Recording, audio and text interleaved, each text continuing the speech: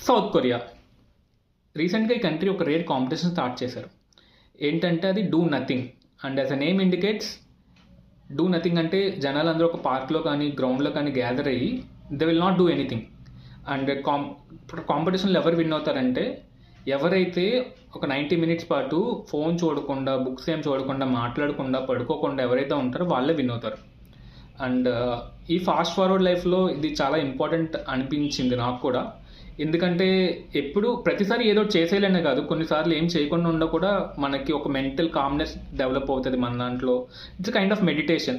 అంటే మనం ఎలాగో మెడిటేషన్ ఆరిజినేట్ అయింది ఎక్కడైనా సరే మనం దాన్ని ప్రాక్టీస్లో పెట్టలేకపోతున్నాం. మేబీ కొరియన్స్ వాళ్ళు దాని ఇంపార్టెన్స్ వాళ్ళు తెలుసుకొని దాన్ని ఒక ఆల్టర్నేటివ్ ఫామ్లో పర్టికులర్లీ ఫర్ యంగర్ జనరేషన్ ఇలా ఇంకల్కేట్ చేస్తున్నారు వాళ్ళ పబ్లిక్ లైఫ్లో.